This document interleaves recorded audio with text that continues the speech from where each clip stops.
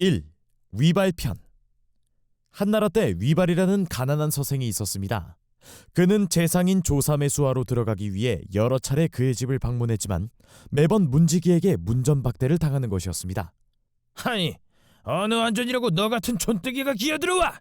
위발의 초라한 행색을 보고 문지기가 내친 것이었습니다.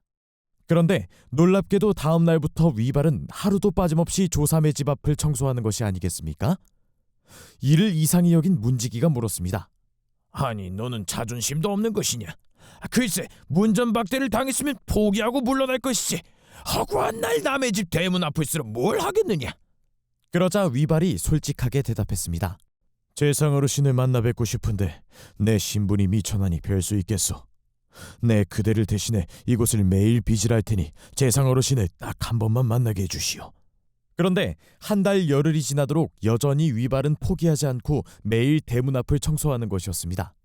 문지기가 혀를 내두르며 곧장 안으로 들어가 아뢰었습니다. 나으리, 문 밖에서 한 서생이 꼭 만나 뵙길 청하옵니다. 아니, 누군데 그러느냐? 그건 잘 모르겠고 한 달이 넘도록 나으리를 꼭 한 번 뵐 수 있게 해달라며 매일같이 대문 앞을 청소하고 있사옵니다.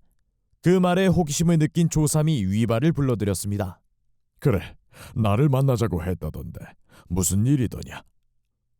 그게 소인 재상 어르신 밑에서 일하고 싶사옵니다. 허이 참 고놈 보소.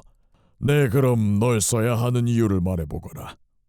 제가 허름한 거지 차림새로 한 달 열흘 만에 재상 어르신 댁 문턱을 넘은 것이 그 증거입니다. 그게 무슨 소리더냐? 소인, 어떤 일이든 맡겨만 주신다면 집요하게 물고 늘어져 반드시 성사시킬 수 있다는 뜻이옵니다. 오호라, 고놈 보소.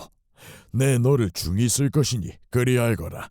조삼은 위발의 비범함을 깨닫고 곧바로 수하로 거두었습니다. 훗날 위발은 재주를 마음껏 펼치며 중용되어 조정의 고위직까지 오르게 됩니다.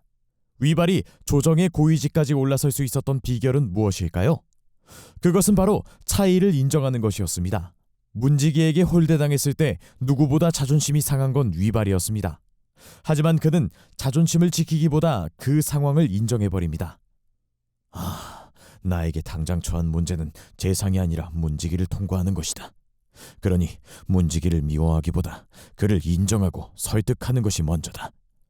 아무리 지위가 낮더라도 타인과의 격차를 인정하고 평상심을 잃지 않으면 언젠가는 자신이 원하는 곳에 올라설 수 있습니다. 소인은 자신과 비슷한 처지의 사람이 성공하면 애써 외면하려 듭니다.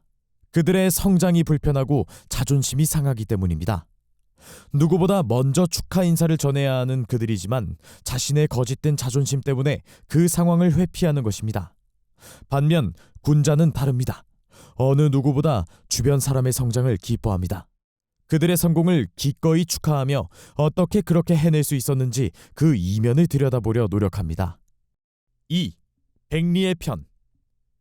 백리애라는 인물이 있었습니다.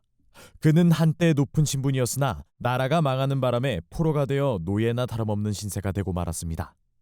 그러던 어느 날 그의 뛰어난 재능을 알아본 옆나라 왕이 그를 수소문했습니다. 여봐라, 백리애를 찾아 속히 궁으로 데려오라. 알겠사옵니다, 폐하. 신하들이 어렵사리 그를 찾아 궁으로 들였습니다. 그런데 막상 왕 앞에 모습을 드러낸 사람은 웬 백발의 성성한 노인이 아니겠습니까? 그 광경을 본 왕이 크게 실망하며 말했습니다. 이런, 내가 찾는 인재가 아니다. 보아하니 나이가 너무 많은 듯 싶구나. 그 소리를 들은 백리애가 순간 기지를 발휘하며 재빨리 이렇게 대답했습니다. 폐하, 소인 이제 겨우 70살이옵니다. 그대는 지금 나와 말장난하는 것이오. 70이면 곧 죽음을 준비할 나이가 아닌가? 맞사옵니다, 폐하. 신이 산에 올라가 호랑이를 잡기엔 확실히 늙어사옵니다. 하오나 폐하, 천하를 다스리는 지략을 모의하고자 하신다면 신은 아직도 팔팔한 나이이옵니다. 소신이 기억하건대 강태공은 80살에 문왕을 도와 천하를 통일했다고 하옵니다. 그에 비하면 신은 아직 10살이나 어리옵니다. 왕은 백리애의 의미심장한 말에 흠칫 놀라며 곧바로 재상으로 임명했습니다. 이후 백리애는 뛰어난 인재를 발탁하는 등 고통받는 백성을 위해 수많은 업적을 남기게 됩니다. 백리해와 같은 큰 인물은 시련을 지나가는 감기쯤으로 여깁니다. 당장은 아프지만 시간이 지나면 곧 괜찮아진다는 것을 누구보다 잘 압니다. 백리해는 사실 말년에 큰 활약이 있기 전까지 거듭된 실패를 맛보았습니다. 나라가 망해 노예가 되었고 이어 소먹이꾼이 되기도 했으며 심지어 끼니를 구걸하며 이곳저곳을 떠돌아다녀야만 했습니다.